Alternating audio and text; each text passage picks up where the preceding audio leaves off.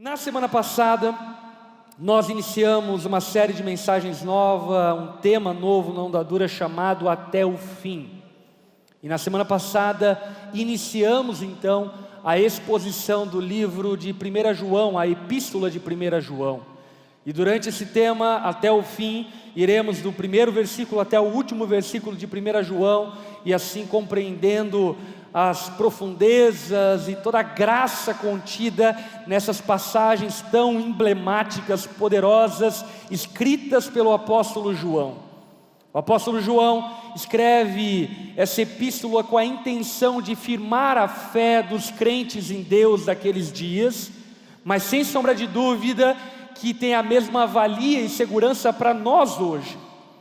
Nós, na semana passada, ouvimos que João escreve essa epístola para que aqueles que creem em Deus pudessem ter convicção e segurança da salvação que temos em Jesus. E percebemos o quão imprescindível é, uma vez que fomos alcançados por Jesus, estarmos convictos de que somos seguros nele e de que nada pode nos separar do amor de Deus que está em Cristo Jesus. Meus irmãos, a vida cristã, ela ganha outro contorno quando temos esse firme fundamento e convicção de que Deus está nos segurando com seu braço forte, e as tempestades da vida, as circunstâncias da vida, inclusive os nossos tropeços, não são capazes de abrir a mão forte de Deus ao ponto de que nos percamos. E João então, depois de tanto tempo caminhando com Jesus e apostolando junto com os apóstolos, já na idade avançada, escreve essa epístola tão rica, falando a respeito dessa convicção que nós precisamos ter em Jesus. João, ele começa essa epístola descrevendo a excelência de Cristo como palavra da vida eterna e que foi manifestada entre os homens, dizendo a respeito do fato de que o evangelho que proclamamos, ele não é uma fantasia humana, mas ele é uma realidade espiritual histórica. Nós não cremos em conjectura de alguns 12 homens que sentaram numa mesa e pensaram como vamos inventar uma religião, e tampouco cremos em uma fantasia de alguém que teve alguma visão. Não, nós cremos no evangelho que foi manifestado em carne na pessoa de Cristo e proclamado por Ele mesmo e comprovado por sua vida através do toque, da audição, da visão, do entendimento que os apóstolos tiveram e por sua vez então proclamaram o evangelho. E então o apóstolo João, depois de fazer essas afirmações, ele vai aprofundar um pouco mais a respeito da mensagem que ele proclama, que os apóstolos proclamaram e que nós, por sua vez, também proclamamos. O título da mensagem dessa noite, para você que gosta de anotar, se chama Deus não é mentiroso. Amém? Repita comigo: Deus não é mentiroso. Deus não mente. E a gente vai perceber que determinadas afirmações de Deus nos trazem alguns desconfortos, mas precisamos realmente crer que aquilo que Deus diz é verdade e, portanto, aceitarmos essa verdade nas nossas vidas e vivermos a partir dela.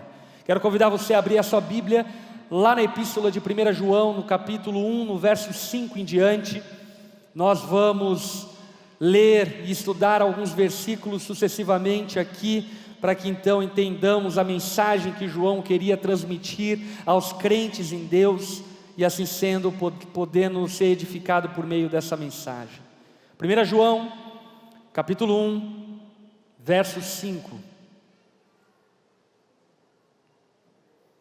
O apóstolo João diz, nesse verso inicial que vamos abordar nessa noite: esta é a mensagem que dele ouvimos e transmitimos a vocês. Esta é a mensagem que dele ouvimos e transmitimos a vocês. Deus é luz nele não há treva alguma. Portanto, o primeiro aspecto aqui que vale a pena nós ressaltarmos é que a mensagem proclamada pelos apóstolos não foi uma mensagem que foi criada, inventada, conjecturada ou concluída por eles. A mensagem proclamada pelos apóstolos é a mensagem proclamada pelo próprio Cristo, o Verbo de Deus que se tornou carne e viveu entre nós, o próprio Deus que habitou na terra, o Deus Emanuel, o Deus conosco. A mensagem que os apóstolos proclamaram e que chegam até nós através da Sagrada Escritura é uma mensagem proclamada pelo próprio Cristo. E em essência, essa mensagem proclamada pelos apóstolos e por sua vez proclamada por nós hoje é essa: Deus é luz, nele não há treva alguma. Aqui o apóstolo João está ressaltando esse aspecto e esse atributo do próprio Deus, dizendo que ele é luz, fazendo uma afirmação material, física, acerca desse caráter de quem Deus é, e fazendo ainda uma afirmação mais categórica quando ele diz que nele não há treva alguma,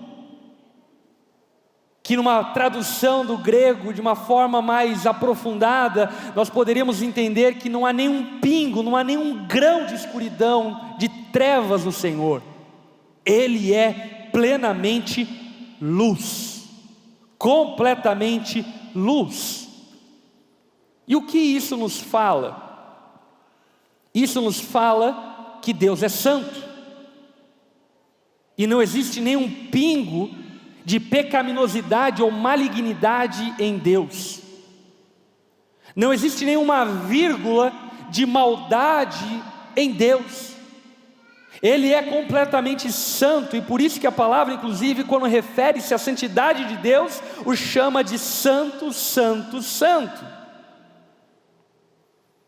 Quando o apóstolo João afirma que Deus é luz, ele está falando que Deus é verdadeiro, que ele é a verdade. E isso inclusive aponta para as faculdades mentais, intelectuais e cognitivas de Deus. Eu e você cremos num Deus que é completamente verdadeiro, o Deus que está acima de toda a ciência e que a ciência está nele. Toda a biologia, química, física, matemática ou qualquer outra descoberta humana está em Deus, porque ele é maior do que a ciência. Ele é a verdade. Quando o apóstolo João diz que Deus é luz, ele está falando que Deus não é parcial, que não existe parcialidade em Deus. Não existe uma mancha que você possa esconder na presença de Deus. Não existe um pecado que você possa colocar debaixo do tapete na presença de Deus. Não existe um desvio moral de caráter que você possa colocar em algum quarto escuro do relacionamento com Deus. Não, a luz de Deus invade toda a terra e não existe nenhuma escuridão aonde Deus está. Ele ilumina todos os homens. Quando João fala que Deus é luz, ele está falando que ele é supremo em conhecimento, que ele está acima de toda sabedoria e intelectualidade humana, e que toda sabedoria e conhecimento são contidos em Deus. Assim como toda a vida depende da luz, toda a vida espiritual depende da luz que é o Senhor. Dependemos completamente de Deus para que tenhamos vida. E a partir então dessa afirmação, o apóstolo João ele vai desdobrar 5 afirmações categóricas. A partir dessa mensagem que João afirma ter ouvido do próprio Cristo, que Deus é luz e nele não há trevas alguma, ele vai então apontar 5 afirmações que vão, sem sombra de dúvidas, mexerem conosco nessa noite. e nos colocar contra a parede alguma dessas afirmações. No verso 6, o apóstolo João faz uma primeira afirmação, dizendo o seguinte: se afirmamos que temos comunhão com Ele,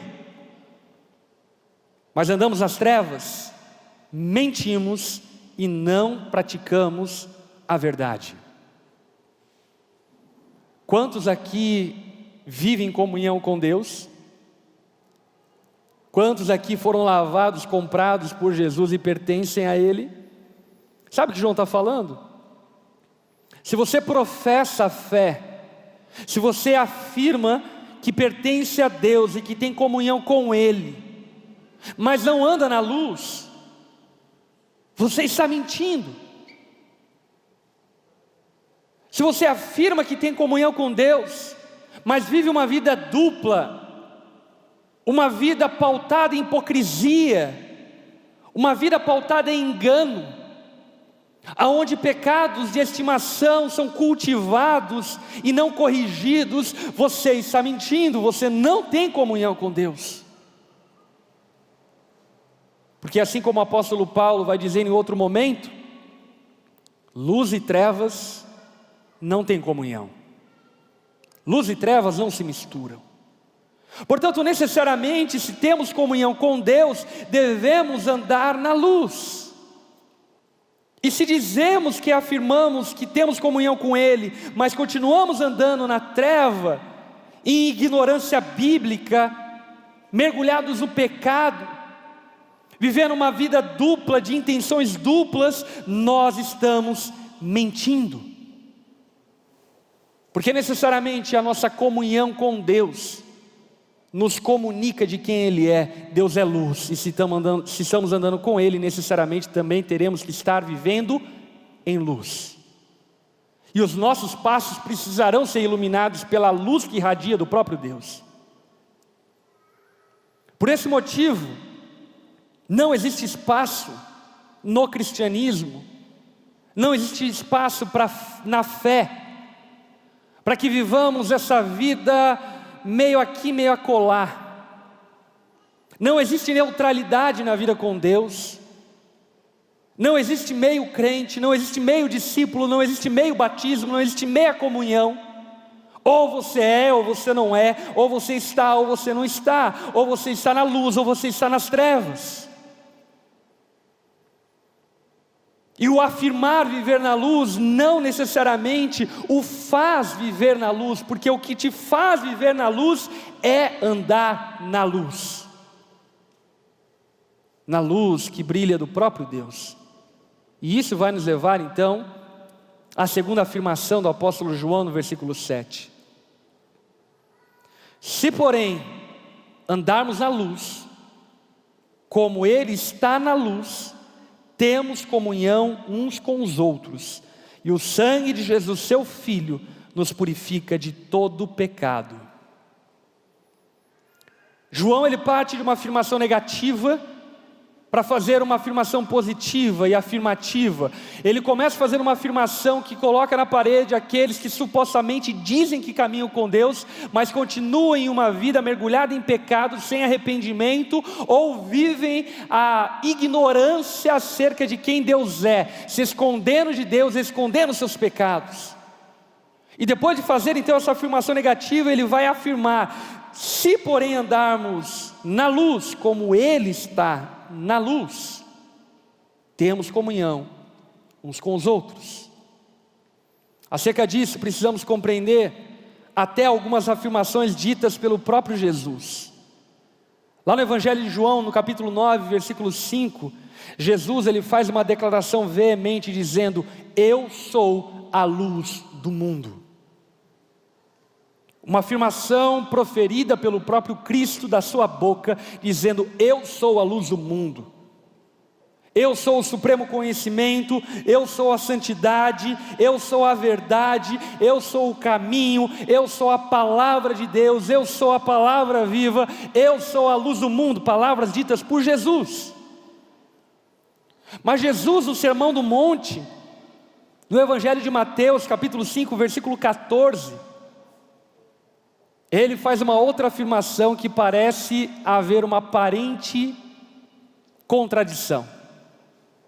Em Mateus capítulo 5, verso 14, Jesus diz o seguinte: vós sois a luz do mundo. Dizendo e referindo-se aos seus discípulos. E a pergunta que fica é: quem é a luz do mundo? Será que é Deus ou nós somos a luz do mundo? E a grande verdade é que isso pode ser entendido como o sol e a lua. Nós não temos luz própria. Amém? Assim como a lua não tem luz própria. Quem tem luz própria é o sol. A lua, durante a noite, irradia, reflete a luz do sol.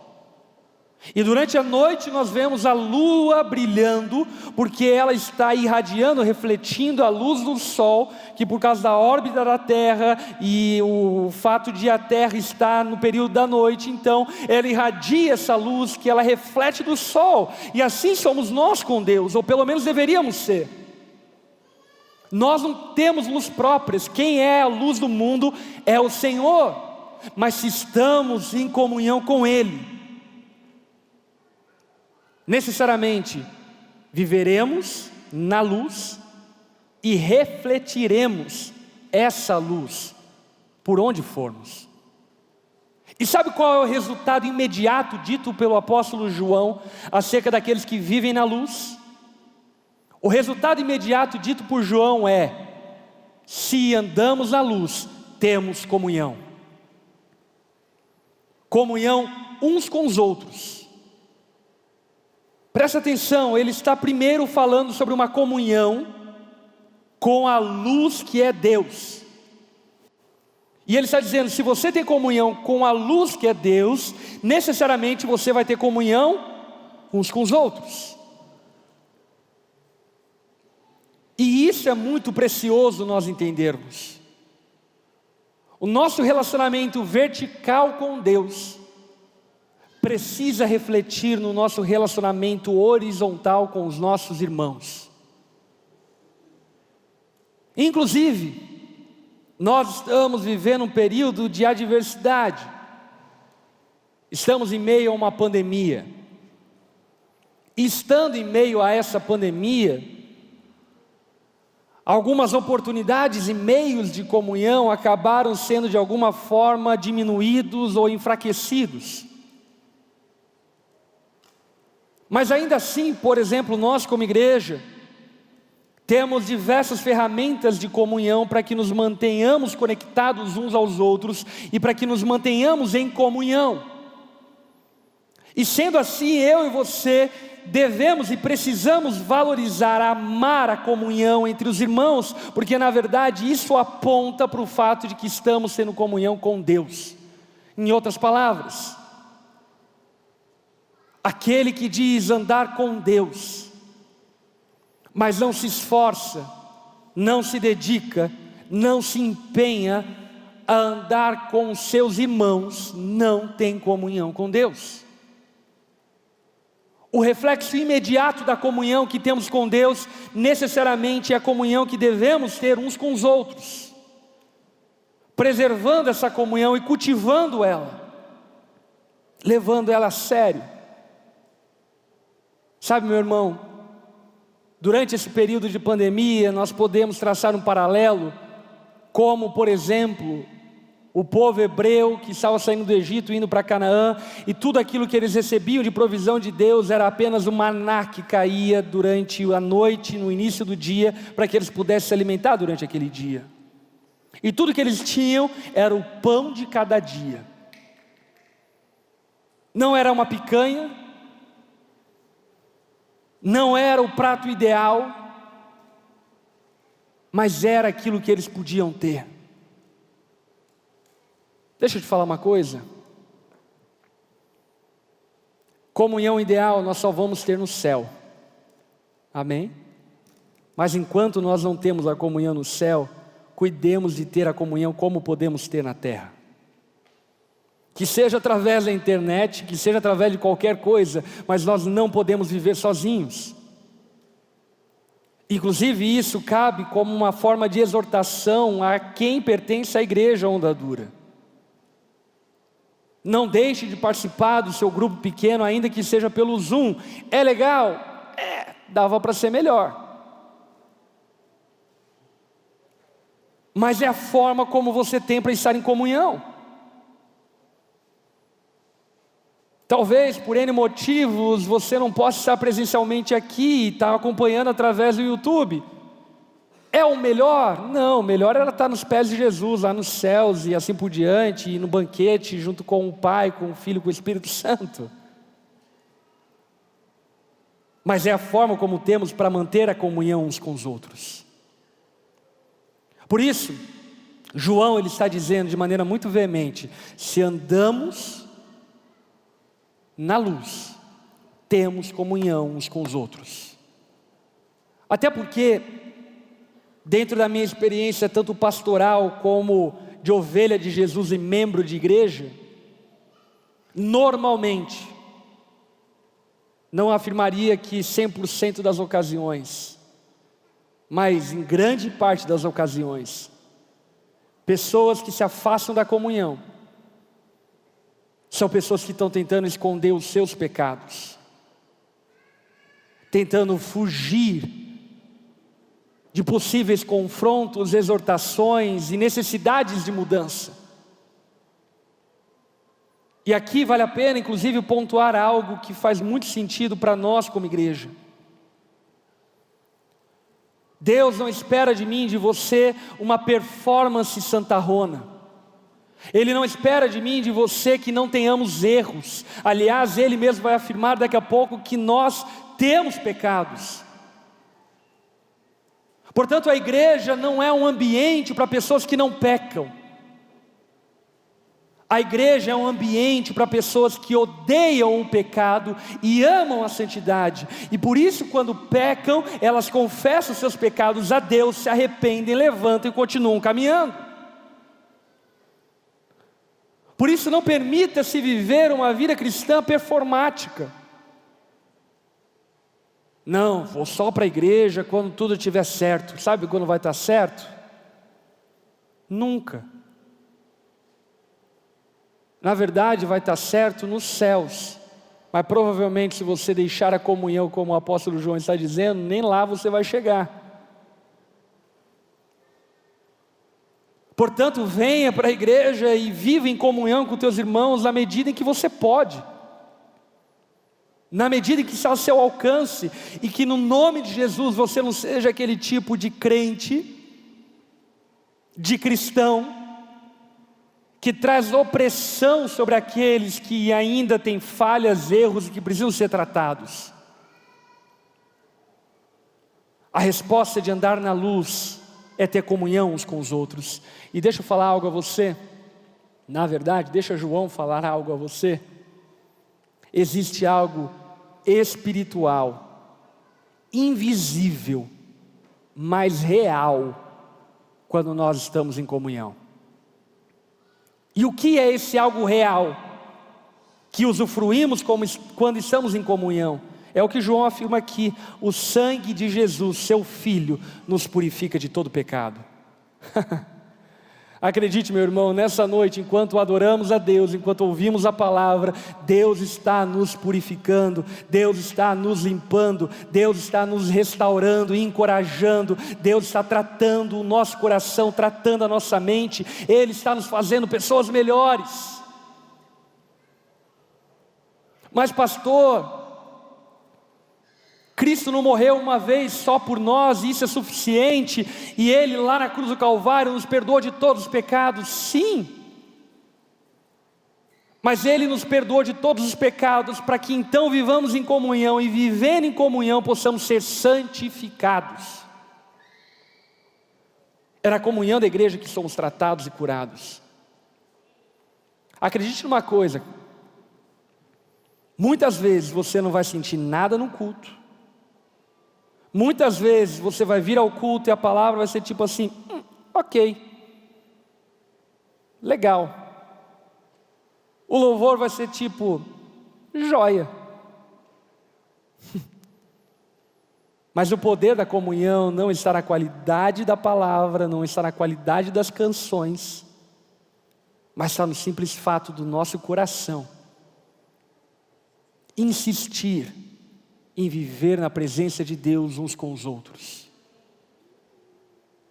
E quando nós fazemos isso, algo sobrenatural invade as nossas vidas, tratando o nosso coração. Eu não tenho dúvida que muitos pecados meus foram tratados em meio à comunhão, não necessariamente por palavras assertivas que trataram pontualmente o meu pecado, mas porque quando estamos em comunhão, o que a palavra de Deus fala é que Deus vai nos purificando, Ele vai nos lavando, Ele vai nos tratando. Por isso, não desista de viver em comunhão. E deixa eu te dar uma dica, provavelmente no dia em que você quiser desistir, o problema não são os outros, o problema é você. Porque normalmente essa fuga da comunhão, ela está fundamentada num desejo de se esconder, de fugir do trato que Deus precisa fazer em nós. Isso então vai nos levar a uma terceira afirmação dita por João, agora no verso 8. Quando o apóstolo João diz o seguinte: se afirmamos que estamos sem pecados,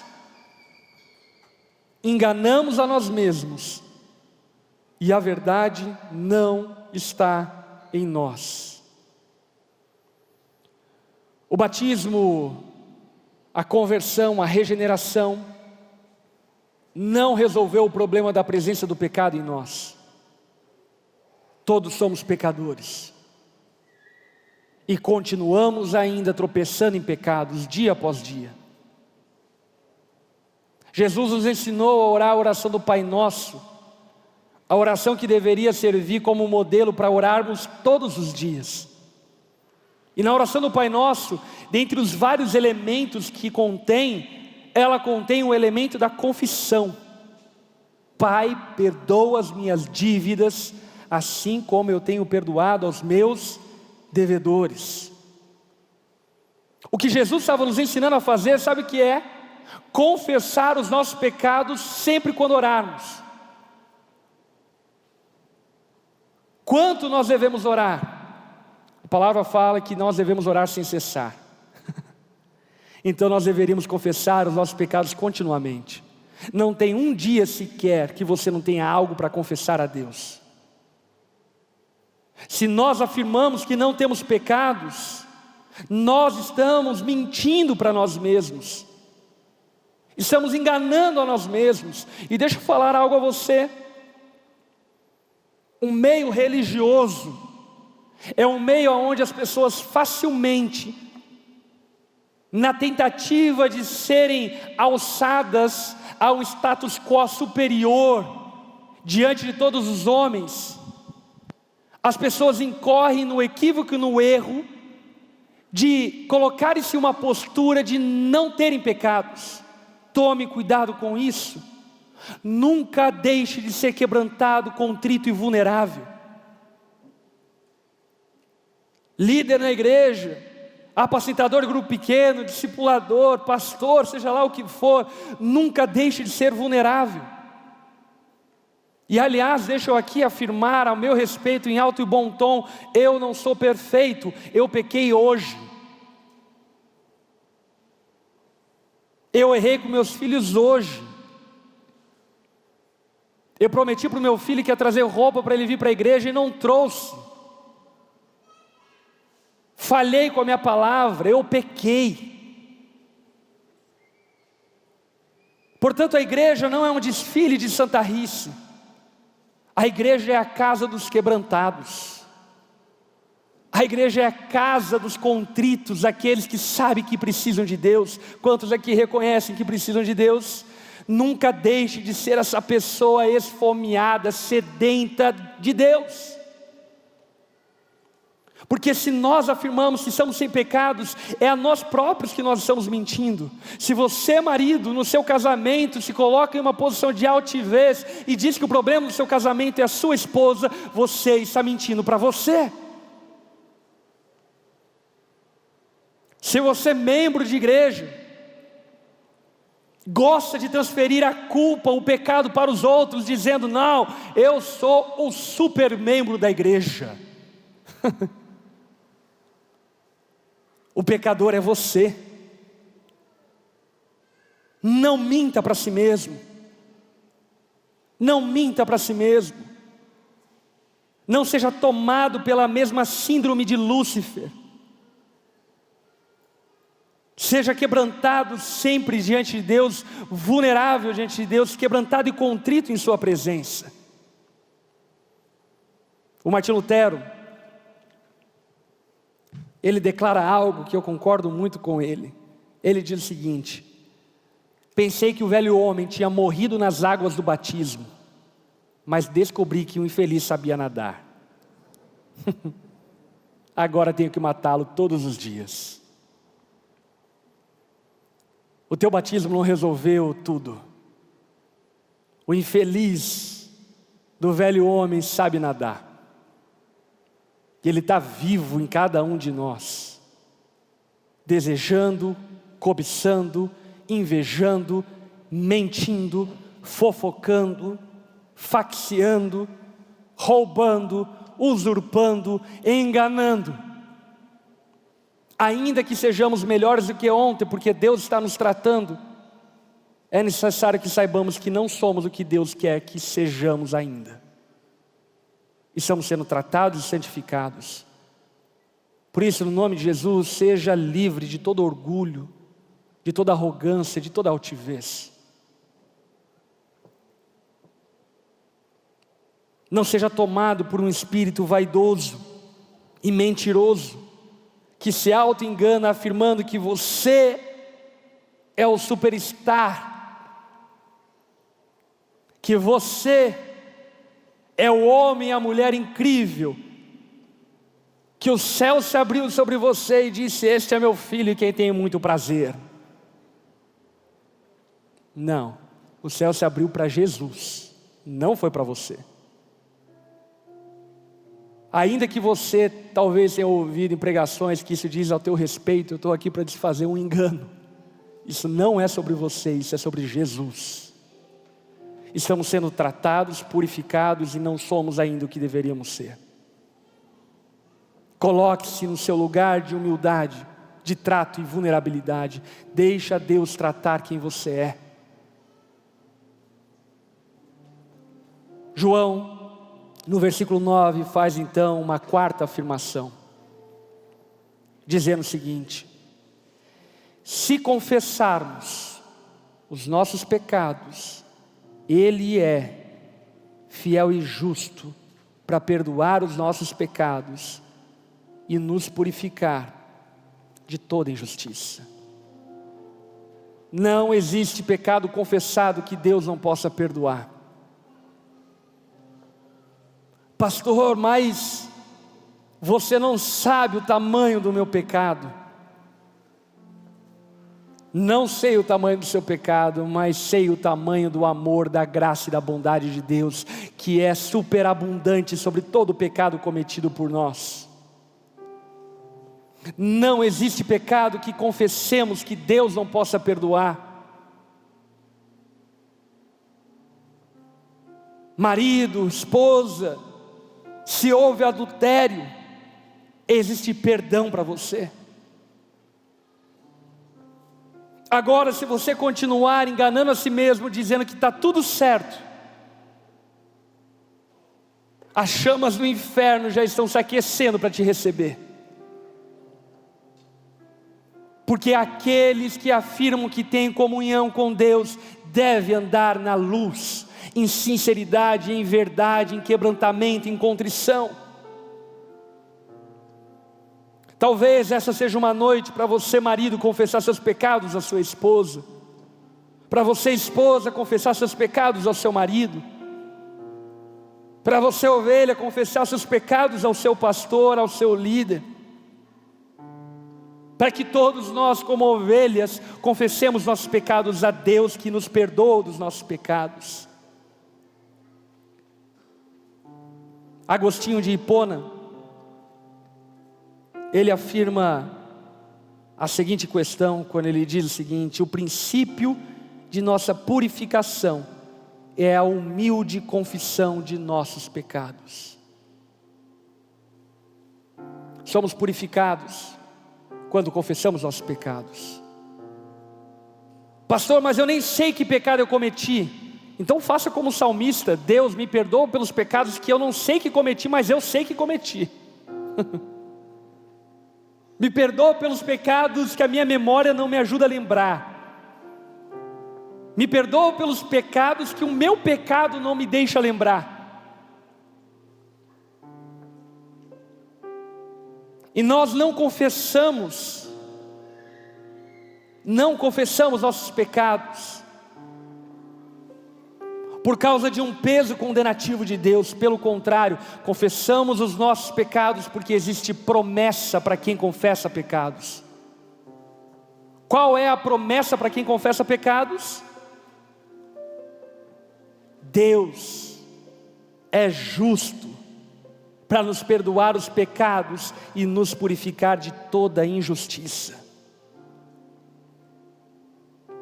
Deus é justo para nos perdoar e nos fazer novo de novo. Como aquela mulher adúltera que foi surpreendida em adultério e todos queriam condenar ela, mas ela, quebrantada diante de Deus, olha para Jesus como sendo Ele a única esperança que ela tinha. E as palavras de Jesus para aquela mulher é: onde estão aqueles que te condenam? A mulher diz: eles se foram. E qual é a palavra de Jesus? Eu também não te condeno. Vá e não peques mais. Mulher, você tem uma nova chance. Você foi purificada porque você confessou, você se quebrantou, você foi verdadeiro, você parou de mentir para si mesmo, você parou de se auto-enganar. Sabe, tem homens, mulheres que destruíram seus casamentos e que ainda sustentam uma panca de que eles eram os caras. Tem pessoas que destruíram relacionamentos, comunhão, famílias, empresas, mas não têm a humildade para reconhecer seus pecados. A promessa de Jesus é que não existe pecado que não possa ser perdoado, a não ser aqueles que não são confessados. Como nós devemos confessar nossos pecados? Devemos confessá-los diariamente. E devemos confessar dando nome aos nossos pecados. Vivemos num mundo onde tentamos esconder nossos pecados, inclusive tentando dar nome bonito aos nossos pecados, patologizando os pecados.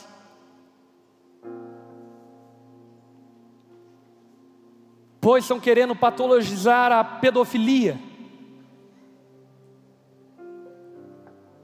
patologizar o roubo, chamando de cleptomania.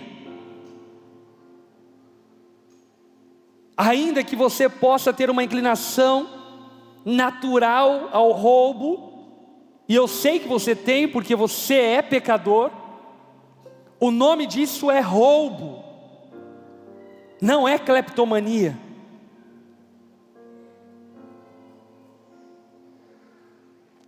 Pedófilos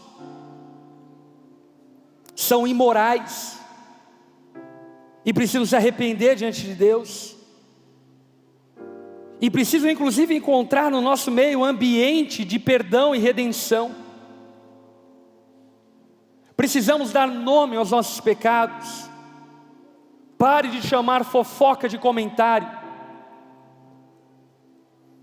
Pare de chamar facção de grupo de comunhão. Pare de dar nomes bonitos ou tentar diminuir o seu pecado chamando de outras formas. Chame os seus pecados pelo nome, para que você entenda a gravidade dos seus pecados.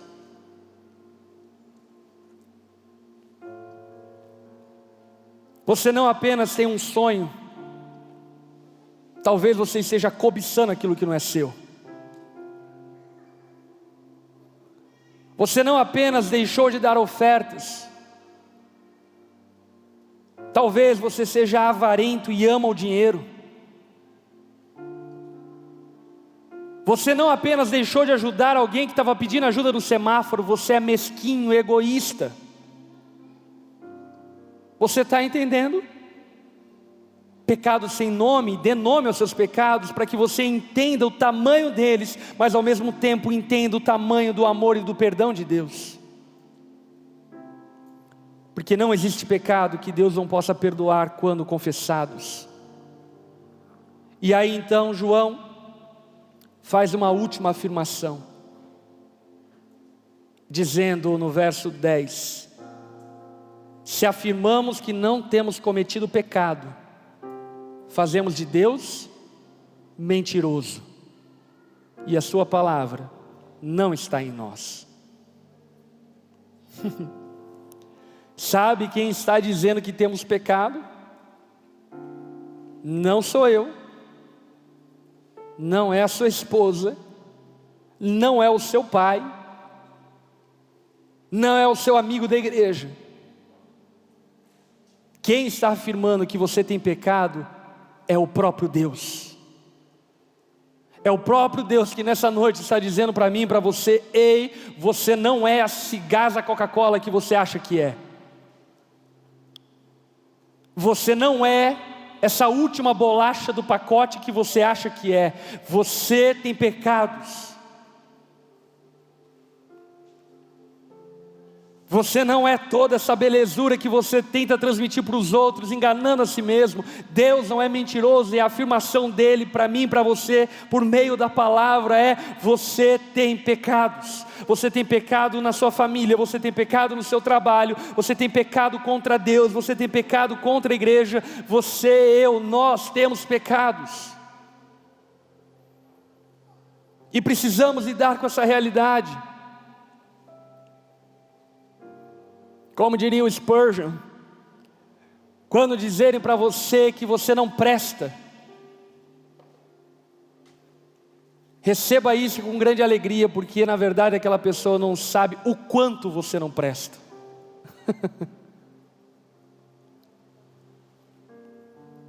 O apóstolo Paulo, enquanto fariseu dos fariseus, ele se achava o cara. Depois do conhecimento de Cristo, a afirmação dele é: de todos eu sou dos mais miseráveis homens. Quem me libertará de mim mesmo? Quem me libertará desse corpo dado à morte, à destruição? Quem me libertará da ganância, da luxúria? Quem me libertará dos meus vícios, dos meus pecados, dos meus tropeços? Quem me libertará? Glória a Deus por Cristo Jesus. É Ele que nos liberta de toda impureza e nos purifica de todos os pecados, de toda injustiça. Portanto, eu encerro essa mensagem fazendo uma afirmação muito importante. Nós precisamos tomar banho apenas uma vez, mas precisamos lavar os nossos pés constantemente. De onde que nasce essa afirmação? Do momento onde Jesus está com seus discípulos, e os seus discípulos chegam da rua, Jesus se dobra ao chão, pega uma bacia, pega uma toalha, e diz para os seus discípulos: me dê os seus pés que eu quero lavar eles. O apóstolo Pedro, note, o apóstolo Pedro, para tentar esboçar uma santidade, um temor, uma reverência, ele olha para Jesus e diz: não, você não vai lavar os meus pés, eu não permitirei que você lave os meus pés. Aí então Jesus afirma para Pedro: se eu não lavar os seus pés, você não tem parte comigo. Pedro, ao ouvir isso, diz para Jesus o seguinte: então lava o corpo todo. Passa tudo, pode lavar tudo. Jesus então ensina para Pedro uma lição: quem já tomou banho não precisa tomar banho novamente, basta lavar-lhes os pés. Obviamente que essa lição era espiritual. Tome banho todos os dias. É importante deixar isso claro, né? Porque alguns irmãos podem manipular as escrituras. Mas essa afirmação de Jesus tinha uma significância espiritual, sabe qual? De fato, nós precisamos de um momento, de uma ocasião, de uma circunstância, de um momento marcado na nossa vida, recebermos de Deus um banho completo. E isso acontece quando nós reconhecemos que somos pecadores e precisamos do seu perdão. Quando nós abandonamos uma vida distante do Senhor e dizemos para Ele: Senhor, a partir de hoje eu te seguirei por onde você for. Quando nós, por meio do Espírito Santo, reconhecemos nossos pecados e somos então perdoados, redimidos dos pecados, isso acontece uma vez na vida. Por esse motivo não existe rebatismo. Jesus não precisa morrer 2 vezes na cruz. Se o seu batismo foi feito com fé no Evangelho, ele é suficiente. Mas pastor, eu pequei, então lave os pés. Jesus não morreu 2 vezes na cruz, Ele morreu apenas uma vez, e essa única vez é suficiente para perdoar todos os nossos pecados. Entretanto, a lição de Jesus para Pedro é que ainda que tenhamos sido banhados por inteiro, uma vez, uma ocasião, nós precisamos permitir que Jesus lave os nossos pés todos os dias. E Pedro então diz: não vou deixar você lavar os meus pés. Qual é a palavra de Jesus? Se você não deixar eu lavar os seus pés todos os dias, você não tem parte comigo. O que Jesus está falando é, em outras palavras, o que João está falando. Se afirmamos que andamos com Deus, mas andamos nas trevas, estamos mentindo a nós mesmos e a verdade não está em nós. Se andamos na luz, como Deus está na luz, temos comunhão um com os outros, e o sangue de Jesus nos purifica de todo pecado. Se confessarmos nossos pecados a Deus, Ele é fiel e justo para nos perdoar os pecados e nos purificar de toda injustiça. Portanto, essa noite eu quero propor 2 coisas. Primeiro, um banho completo para alguns, poda tudo, e para outros um lavar de pés. Quero convidar você a baixar sua cabeça, fechar seus olhos.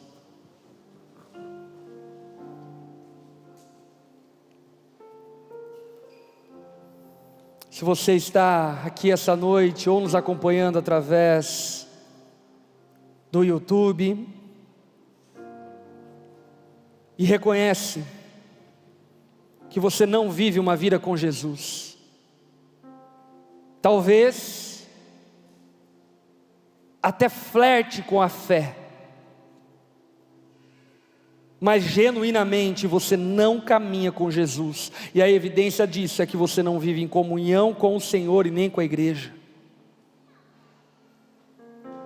Eu preciso dizer para você que você precisa ser lavado por Jesus por inteiro. Você precisa ser definitivamente perdoado dos seus pecados, para que então receba de Deus a salvação.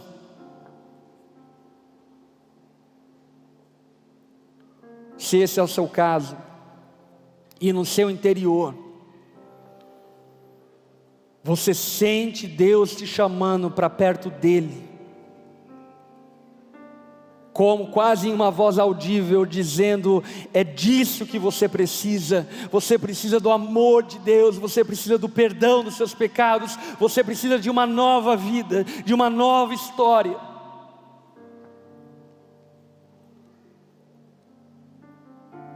se você ouve esse chamado de Deus, eu quero convidar você nessa noite a responder a esse chamado da seguinte forma: eu vou fazer uma oração e eu quero convidar você a repetir essa oração comigo, onde você estiver. Jesus está aqui no nosso meio, Ele ouve as nossas orações. Se nessa noite você quer entregar-se a Jesus e receber dEle esse banho, te limpando de toda a condenação, de toda a culpa, onde você está, diga essas palavras junto comigo, diga assim a Jesus: Senhor Jesus, eu reconheço que eu sou pecador e que eu preciso do seu perdão. Eu reconheço que eu tenho feito pouco caso de quem tu és e não tenho andado contigo, e tão pouco me importado com a sua vontade. Me perdoa, Jesus. Eu reconheço que só você pode me perdoar e me salvar de quem eu sou. Eu reconheço, Jesus, que você é o Senhor soberano, o único caminho, a verdade e a vida. Eu entrego a minha vida a Ti nessa noite, Jesus, e a deposito em Suas mãos. Tome conta dela, em nome de Jesus que eu oro, amém e amém. Todos ainda de cabeça baixa, olhos fechados. Se você fez essa oração, levante uma das suas mãos do seu lugar. Eu quero orar por você, abençoar a sua vida. Você que nessa noite entregou-se a Jesus, reconhecendo seus pecados, levante suas mãos. Você está em casa, não se sinta constrangido. Lembra, esse aqui não é um ambiente de performance, é um ambiente de humildade e quebrantamento. Todos esses irmãos que levantaram as suas mãos, por gentileza, se coloquem em pé, nós vamos orar por vocês nesse momento. Se você que está nos acompanhando via YouTube também fez essa oração, declare aí no chat dizendo: eu entreguei a minha vida a Jesus. Nós queremos também te cumprimentar e de alguma forma te ajudar a partir dessa decisão que através do Espírito Santo você está tomando nessa noite. Enquanto isso, quero convidar a igreja a estender a mão em direção a esses irmãos e juntos vamos orar. Espírito Santo de Deus, nós te louvamos e te exaltamos, porque sabemos que somente você pode convencer um pecador do seu pecado. Nós por nós mesmos não conseguimos ir em tua direção se o Senhor não nos atrair, não nos chamar em sua direção. Crendo nisso, Pai, nós te glorificamos e te exaltamos, porque cremos que existe salvação na vida dessas pessoas aqui, Pai. Cremos que o Senhor está transformando a história delas, como o Senhor tem transformado a história de tantos de nós. Os abençoamos, os alegramos e clamamos a Ti que o Senhor os encha de fé, que o Teu Espírito possa direcionar o caminhar deles a partir de hoje, e que eles recebam da Sua santa presença, e assim possam então viver para a Sua glória.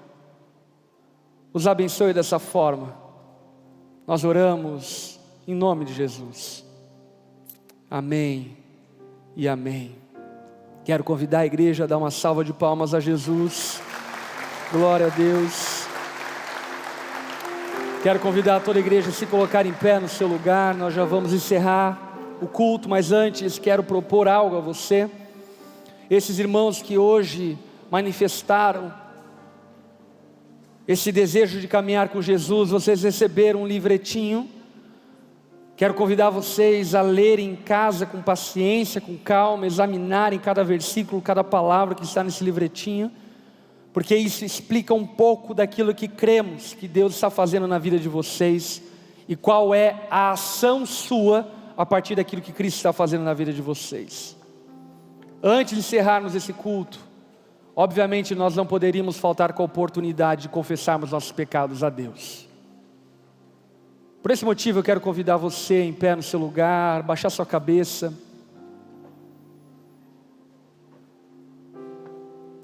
E numa oração pessoal, silenciosa com Deus, rasgar o seu coração.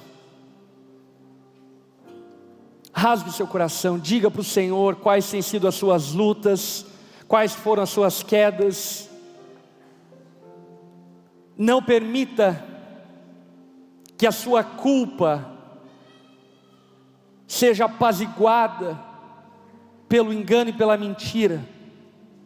Diga para o Senhor acerca da sua inveja, acerca da sua fofoca, da sua arrogância. Diga a Ele acerca da sua imoralidade.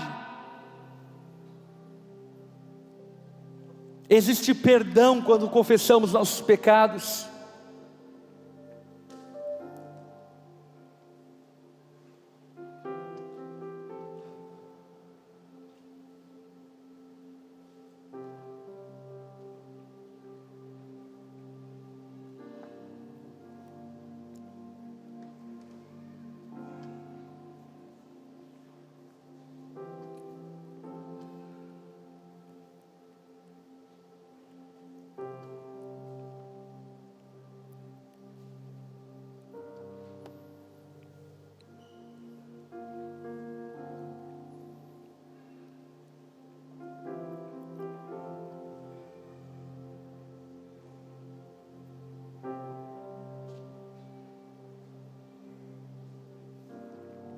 Não saia da luz. Aquele que tem comunhão com o Senhor vive na luz.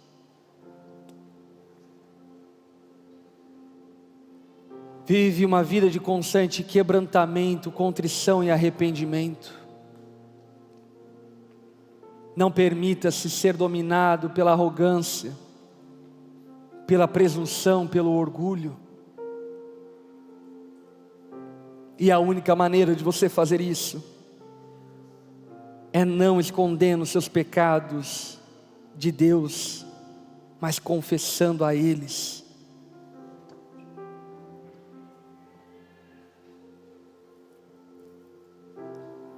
Estenda as suas mãos como recebendo, deixa eu orar por sua vida. Senhor, obrigado por essa noite. Obrigado pela graça de podermos adorar ao Senhor, ofertar na sua casa, ouvir a Tua palavra. Cremos na Tua palavra e cremos que nessa noite, muito mais do que aquilo que vimos, ouvimos, tocamos, sentimos, foi feito em nós. Cremos, ó Pai, que fomos purificados através da comunhão e que saímos daqui mais crentes, mais apaixonados por Ti. Jesus, cremos que existe perdão para pecados confessados e por isso, Senhor, clamamos a Ti, leva toda a culpa que nessa noite foi colocada nos Teus pés, toda a condenação seja lançada no mar do esquecimento e que Satanás não encontre mais espaço em nós para nos trazer peso, vergonha, mas que possamos nos apropriar da Sua graça e do Seu perdão. Jesus, abençoa-nos durante o decorrer dessa semana, que a Sua graça possa estar conosco em tudo que vamos fazer, que possamos contar com o Seu favor todos os dias da nossa semana, que o amor do Pai e o consolo do Espírito possa nos direcionar e nos guiar em todas as nossas obras, para que o Senhor seja glorificado em tudo que vamos fazer. Nós oramos dessa forma e nos colocamos diante do Senhor, em nome de Jesus. Amém e amém.